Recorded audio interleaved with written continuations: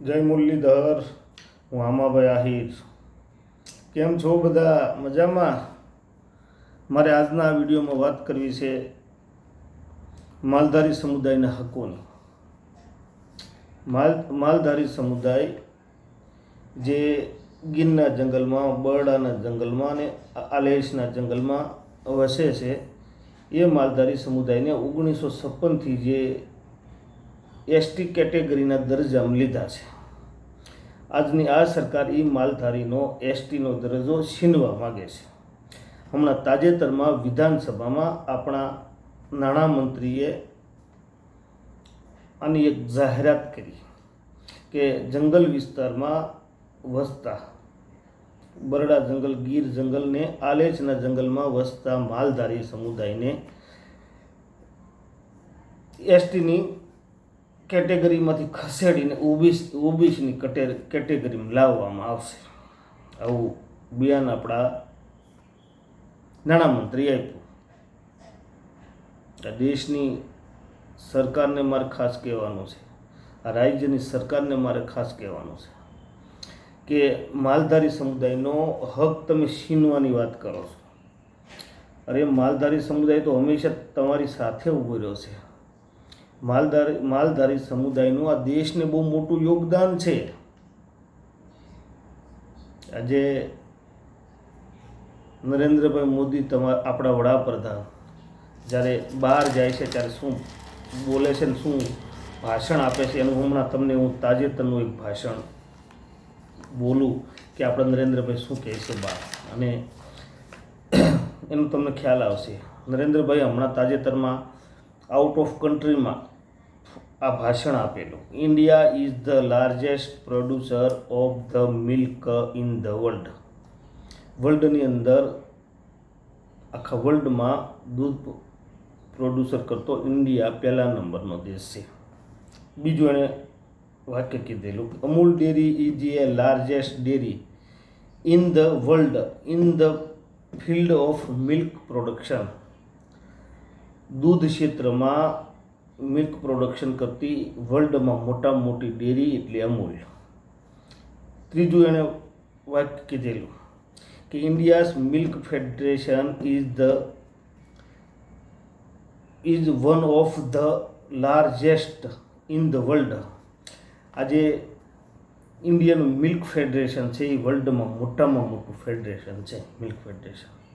નરેન્દ્રભાઈએ આ 3 વાક્ય હમણાં કીધેલા. તો મારું તમને એમ કહેવાનું છે કે આ અમૂલ ડેરી છે એની પાસે ભેંસ છે. આજે તમે વિશ્વસ્તરે અમૂલ ડેરીનું ગૌરવ લ્યો છો. તમને ખ્યાલ છે અમૂલ ડેરી પાસે કંઈ હજારો ભેંસો તો બાંધી નથી. એ દૂધ દેવામાં, દૂધ આપવામાં, દૂધનો ફાળો વધારવામાં મેન ફાળો માલધારી સમુદાયનો છે. તમે યાદ કરો, આજે ગૌરવ તમે લ્યો છો એ માલધારી સમુદાયની દેણ છે, અને આજે તમે માલધારી સમુદાયનો હક છીનવા બેઠા છો. માલધારી સમુદાય હંમેશા તમારી પડખે ઊભો રહ્યો છે. આજે તમે આપણી ઇન્ડિયાની ખેત પેદાશો બહાર જે નિકાસ કરો છો એમાં મોટા ભાગે માલધારી સમુદાયના લોકો ખેતીમાં પકવીને તમને આપે છે, ત્યારે તમે બહાર મોકલો છો, નિકાસ કરો છો. તમે વિચારો, એકલા માલધારી સમુદાયના મળેલા હક ઉપર ત્રાપ મારવાની વાત ના કરો.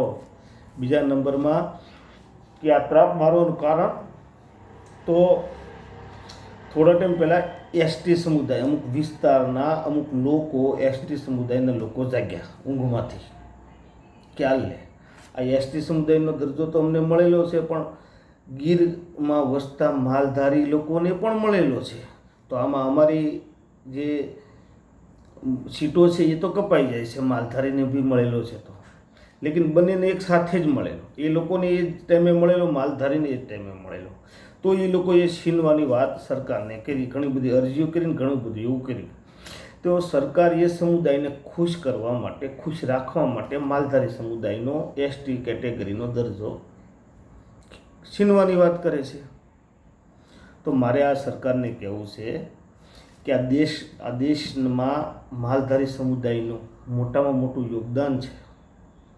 દેશની તમે લોક સાહિત્ય, સંસ્કૃતિ, કલા, એમાં માલધારી સમુદાયનો પહેલો નંબર આવે છે, તમે યાદ કરજો. બીજું, દૂધ ક્ષેત્રે સરકારને જ્યાં જ્યાં જરૂર પડી ત્યાં માલધારી સમુદાય સાથે ઊભો રહ્યો છે. હક છીનવાની વાત ન કરો. અને હું તો આ મારા વિડીયોના માધ્યમથી ગુજરાતમાં વસતા તમામ માલધારી સમુદાયના લોકોને વિનંતી કરું છું કે જાગો, જાગવાનો સમય આવી ગયો છે. કોઈ એક સમુદાયને ખુશ કરવા માટે આ સરકાર બીજા સમુદાયની બલી આપે છે. આ એક યોગ્ય નથી. અને તમે જે માલધારી સમુદાયનો દરજ્જો છીનવાની વાત કરો તો એમ કાંઈ છીનવાય નથી જતો. આમાં તમારે પૂરી પ્રોસિજર કરવી પડતી હોય છે. જેમ કે આ જે માલધારી સમુદાયનો દરજ્જો છીનવા માટે, એનો દરજ્જો ઝૂંટવી લેવા માટે સરકારે મજબૂત કારણો આપવા પડશે. બરાબર છે. કેન્દ્ર સરકારે સંસદની મંજૂરી લેવી પડશે. જ્યાં સુધી આ કાયદો ના બદલાય ત્યાં સુધી ગીર, બરડા અને આલેચના માલધારીઓનો એસટી તરીકેનો બંધારણીય હક ચાલુ રહેશે. આ એનો બંધારણીય હક છે જે તમે છીનવાની વાત કરી રહ્યા છો. આ હક એને બંધારણે આપેલો છે, બંધારણીય હક છે. અને એક સરકારી જાહેરનામું બહાર પાડીને આપેલો હક છે. જાહેરનામામાં સરકારે અને કીધેલું છે, તમને 1956નું સરકારી એક ગેજેટ જાહેરનામું તમને સંભળાવું. જ્યારે આ હક મળેલો છે ત્યારે જે સરકારે જાહેરનામું બહાર પાડેલું, ગેજેટ બહાર પાડેલું, આ કોઈ પાછલા બાણે મળેલો હક નથી. તે તમે લેવાની વાત કરો છો, છીનવાની વાત કરો છો. જ્યારે આ સરકારે ગેજેટ બહાર પાડ્યું, 1956નું સરકારી ગેજેટ, ઇંગ્લિશમાં છે, હું તમારી સાથે વાંચી સંભળાવું. In the district of the Jhalawad, Halar, Sorath, મધ્ય Saurashtra and Gohilwad, the following castes shall be deemed to be scheduled tribes: Bharwad, Rabari and Charan only, where they reside in the forest areas, Gir, Barda and Alech. આમાં સરકારે એવું કહેવા માગેલા છે, સરકારે એવું કીધેલું છે કે આ વિસ્તારમાં વસતા આ ચોક્કસ કોમના લોકોને આ એસટીનો દરજ્જો મળે છે, એસટીના દરજ્જામાં સમાવેશ કરવામાં આવે છે. આ સરકારે જાહેરનામું બહાર પાડીને કીધેલું છે કોઈ પાછલા દરવાજેથી મળેલો દરજ્જો નથી તે તમે છીનવાની વાત કરો છો. અને કોઈ એક સમુદાયને ખુશ કરવા માટે બીજા સમુદાયની બલી લેતા હો, બલી ચડાવતા હો, તો ગીરનો માલધારી સમાજ નહીં, આખા ગુજરાતનો માલધારી સમુદાય એક અસંતોષની લાગણી અનુભવે છે. આખા ગુજરાતના માલધારીમાં અસંતોષની લાગણી છે. તમારા થ્રુ હક મળેલો નથી, તમે તો ખાલી છીનવો છો. ઓલી કહેવત છે કે જે જુગારીને વારવાર બાજી આવતી હોય ને એ તો પછી બહુ મોટી પણ ઉત્તર કરી દેતો હોય છે, ધ્યાન રાખ્યા વગરનું. ગમે એટલે સામે ઉત્તર હોય એ કરી દે, ખ્યાલ છે ને મને બાજી આવે છે. એમાં આ સરકારે ચાલુ કર્યું છે. વારા ઘડિયા એની જ સરકાર આવે છે, એકતરફી સરકાર આવે છે. એટલે સરકારને એમ થયું કે અમે ફેસલા ઉપર ફેસલા લેતા જઈએ. અહીંયા તો કોઈ બોલવાવાળું નથી, મજબૂત વિરોધ પક્ષ નથી, અને માલધારી સમુદાયનો એવો કોઈ સ્ટ્રોંગ નેતા વિધાનસભામાં નથી સરકારને કહી શકે. ઘણા બધા માલધારી સમુદાયના ધારાસભ્યો, ઘણા બધા સામાજિક કાર્યકરો એને સરકારને કાગળ લખ્યા છે અલગ અલગ કે આવું ન કરો, એવું માલધારી સમુદાયનો હક ન છીનવો. એવું માલધારી સમુદાય હંમેશા સરકારની સાથે છે. લેકિન આવી રીતે માલધારી સમુદાયના હકોનું હનન થતું રહેશે તો એક દિવસ માલધારી સમુદાયને અન્ય સમુદાયોની જેમ ક્રૂરતાના માર્ગે પછી વળવું પડે. શું કરે?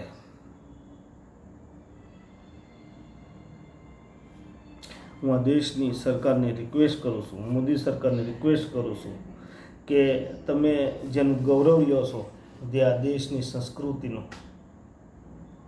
એ આ સંસ્કૃતિનું જતન કરતી માલધારી કોમની ચિંતા કરો. તમે જે વિશ્વ લેવલ ઉપર જઈને આ અમૂલ ડેરીના વખાણ કરો છો, એ અમૂલ ડેરીમાં દૂધ દેનારા માલધારીની ચિંતા કરો. તમે બહારના દેશમાં ખાદ્ય પદાર્થો નિકાસ કરો છો, નાજીને એનું ગૌરવ લ્યો છો. આ તમારા સુધી ખેતીમાંથી પકવીને તમારા સુધી પહોંચાડતા માલધારી સમુદાયની ચિંતા કરો. વિગતવાર આપણે અહીંની સરકારે વિગતવાર કેન્દ્રમાં મોકલી દીધું. કેન્દ્રની સરકાર રાષ્ટ્રપતિની મંજૂરી લઈને આ ઠરાવ પાસ કરીને આ ચોક્કસપણે કરશે એવું મને લાગી રહ્યું છે. કેમ કે આ સરકારની વિચારણા એવી છે, જે આ સરકારની વિચારણા ભૂતકાળમાં બી હતી એવું એણે કર્યું છે. જે એણે વિચારણા ગમે જ્યારે કરી છે ત્યારે એણે પ્રયોગ કર્યો છે. મારો વિડીયો સરકારને ચેતવણી આપતો નથી, અને હું તો તમામ માલધારીઓને રિક્વેસ્ટ કરું છું હાથ જોડીને કે સરકારને આપણે પહોંચીએ નહીં, સરકારને આપણે પોગીએ નહીં. સરકારની સામે બાવું ચડાવવાનો સમય નથી, સરકારની સામે વિરોધ કરવાનો સમય નથી.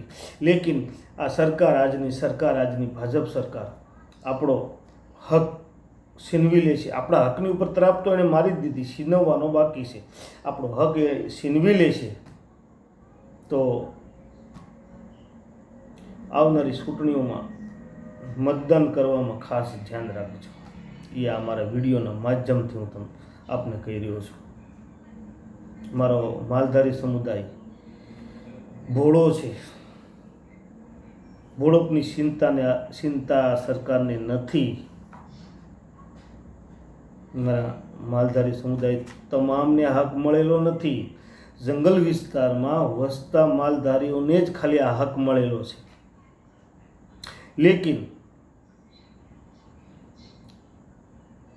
આ સરકારે આટલા નાના સમુદાયને નાનો હક મળેલો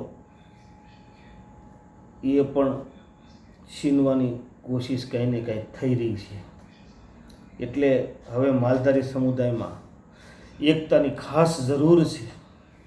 મારો માલધારી સમુદાય એક થઈને ખંભે ખંભા મિલાવીને કોઈ મોટા ધારાસભ્ય થ્રુ કે કોઈ મોટા મંત્રી થ્રુ સરકારની સાથે વાટાઘાટ કરીને વાત કરીને આનો હલ આવી શકે. અને હું જે તે વિસ્તારના ધારાસભ્ય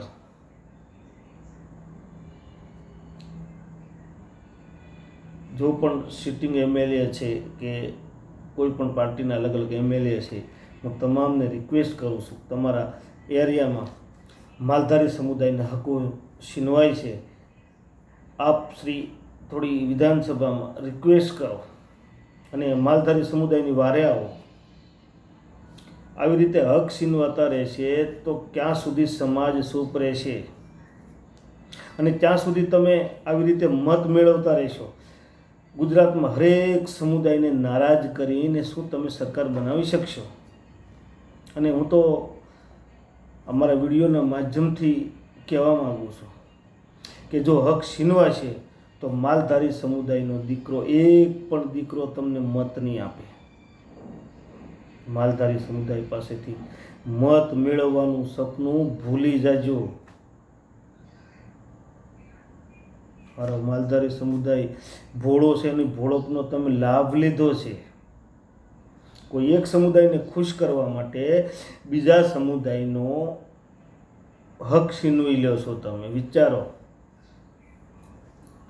અમે તો કોઈનો વિરોધ નથી કરતા. ઘણા બધા લોકો એવા સક્ષમ લોકો છે આ ઇન્ડિયાની અંદર કે ઘરમાં 5-5, 6-6 વ્યક્તિઓ નોકરી કરે છે, છતાંય અમુક હકો જે છે રિઝર્વેશન એ મળે છે. અમારા માલધારીના એક દીકરાએ કોઈનો વિરોધ નથી કર્યો. આજની તારીખમાં એક વિરોધ નથી નોંધાયો. આ માલધારી સમુદાયની મોટી વાત કહેવાય. માલધારી સમુદાય કોઈનો વિરોધ ન કરે. લેકિન આજે હક છીનવાય છે એ માલધારી સમુદાયનો કોઈએ ને કોઈએ વિરોધ કર્યો છે અને એ વિરોધ કરનારને ખુશ કરવા માટે સરકાર આપણો હક છીનવી રહી છે. કંઈ ને કંઈ એવું જ છે. તમામ માલધારી સમુદાયના લોકોને રિક્વેસ્ટ કરું છું, સરકારે વચ્ચે તપાસ બેસાડેલી, વિજિલન્સની, ક્લિયરન્સના આ બધી તપાસ બેહારેલી. એ તપાસ હું તો સરકારને કહું છું, તપાસ બેસાડીને જે તપાસમાં જે રિયલમાં રહેતા હોય એને આપો, પણ આપો તમે છીનવોમાં. એ લોકો યાત્રાઓની સાથે જ્યાં રહે છે, નેહડા કરીને ત્યાં રહે છે, તો એને જે નેહડામાં એસટીનો હક મળવો જ જોઈએ. આવો એક બનાવ બન્યો તો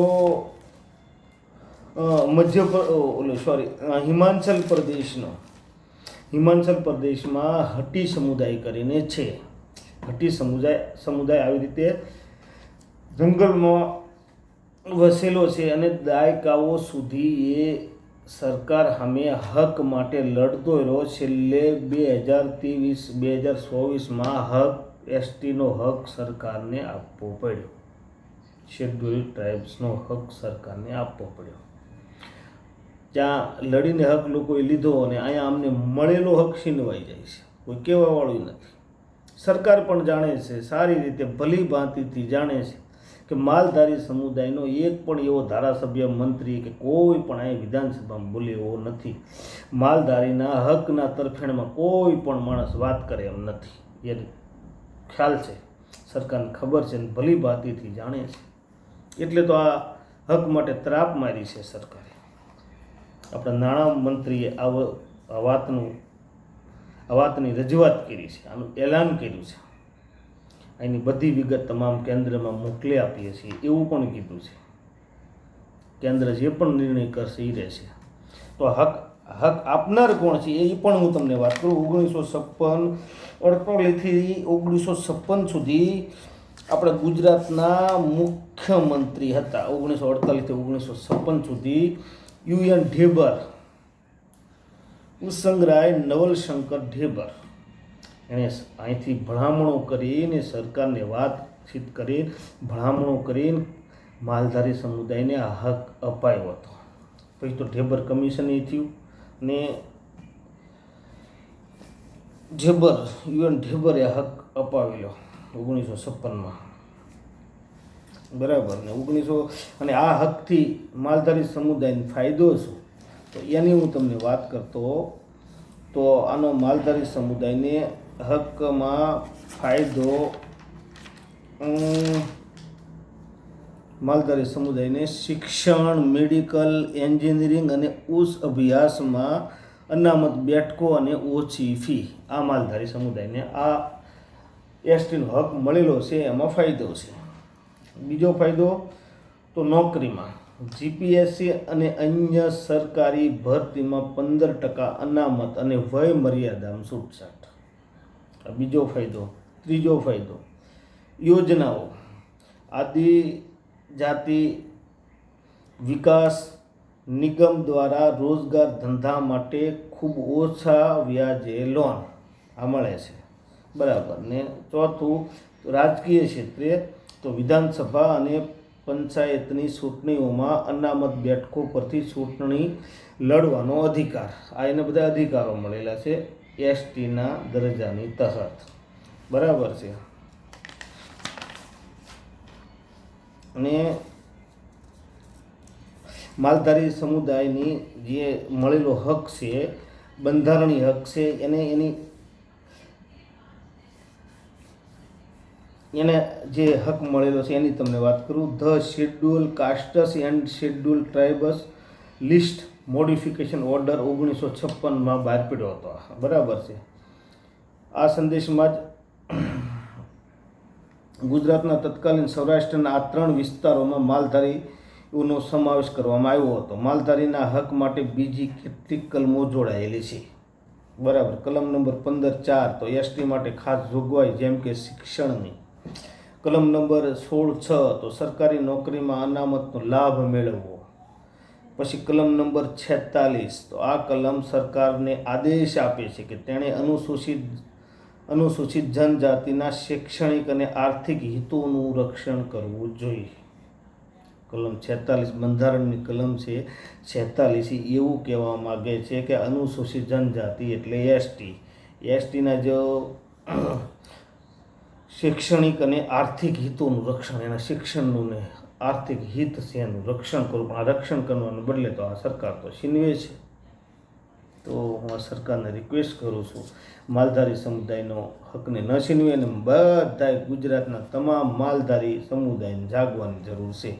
માલધારી સમુદાય સૂતો રહ્યો તો આ જો આ તમારો હક ધોળા દિવસે છીનવાઈ જાય છે.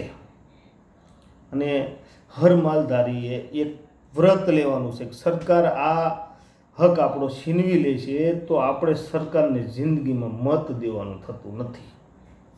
અમારો કોઈ અધિકાર હોય છે, ભાઈ તમે અમારા અધિકારનું હનન કરો છો તો અમે તમને ફરીવાર જિંદગીમાં મત આપીએ ખરા? ને તમે અમારો હક છીનવો છો.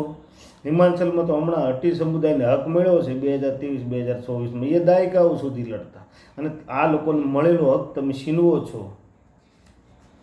માલધારી સમુદાયનું યોગદાનનું વિચારો, આ દેશને કેટલું યોગદાન આપ્યું. ચાલો મિત્રો, હવે આ સરકારની લાગણી તો આપણા પ્રત્યે આવી છે એવું પ્રથમ દ્રષ્ટિએ સાબિત થાય છે.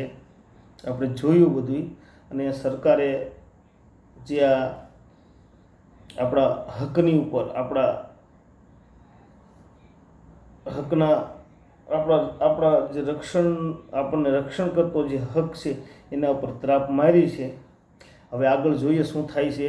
અને આ વિડીયોમાં, આગળના વિડીયોમાં આ જે તમને જો મારો વિડીયો પહેલાં તો ગમ્યો હોય તો તમે આગળ શેર કરો, તમારા મિત્રો સાથે શેર કરો, લાઈક કરો અને મારી ચેનલને સબસ્ક્રાઈબ કરજો.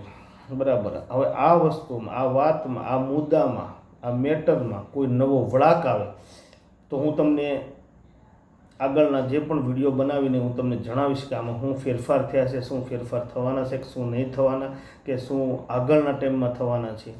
બાકી આજે આપણે જે સરકારે જે 1900 કેટલી સાલમાં કર્યું હતું, કાનૂનમાં ફેરફાર કર્યો હતો, પણ આ એક આપણા હકને નથી વતાવ્યો સરકારે. 1973માં ભારત સરકારે ફ્રી આ યાદીમાં સુધારા કર્યા હતા. બરાબર. 1973માં સરકારે, 1960માં ગુજરાત મુંબઈથી અલગ પડ્યું અને 1973માં ભારત સરકારે ફ્રી આ યાદીમાં સુધારા કર્યા હતા. પણ ગીર, બરડા અને આલેશની ભૌગોલિક શરત યથાવત રાખી. એટલા માટે 1956થી મળેલા હકનું રક્ષણ હોવું જોઈએ. સરકારને હું રિક્વેસ્ટ કરું છું, આ હક આજ કે કાલ નથી મળ્યો, આ 1956થી મળેલો છે.